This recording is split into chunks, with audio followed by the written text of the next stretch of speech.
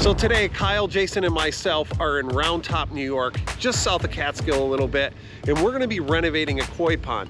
The interesting part about this is, years and years ago when I used to do Build a Pond days at our retail store, these homeowners actually bought the kit and did it themselves. So it's kind of cool that we're back here rebuilding it 10 plus years ago when they built it. It could even be longer than that. I do not remember. But come on, let's go check this project out. I'll show you exactly where our access points are, what we're gonna be doing, and how big this new pond is gonna be. So it's kind of a unique situation because usually we try to get them as close to the house as possible.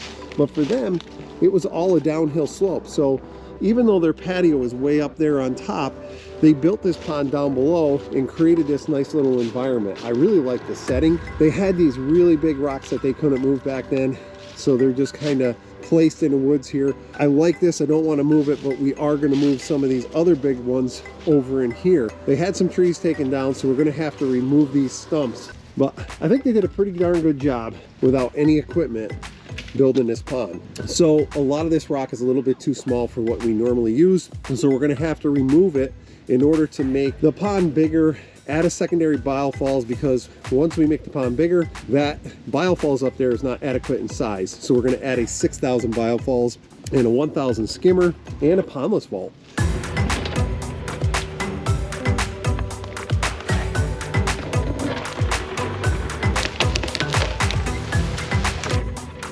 We're digging out to the depth that we want for our biofalls so we can shelf it and get proper drops.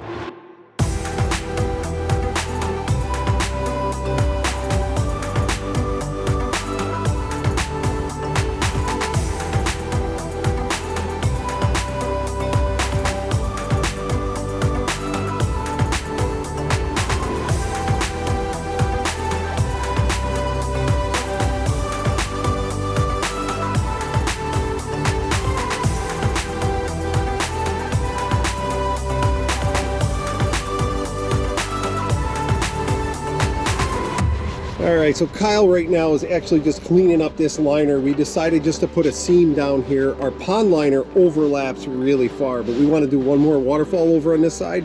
So what we're going to do is we're going to put another biofalls on that section, but just to be foolproof, we know we could probably tuck that liner up, but why take a chance? So what we're going to do is seam that. Right now we have our double-sided 3-inch tape over there. We got our primer, and of course we got the man here, Kyle, cleaning this up.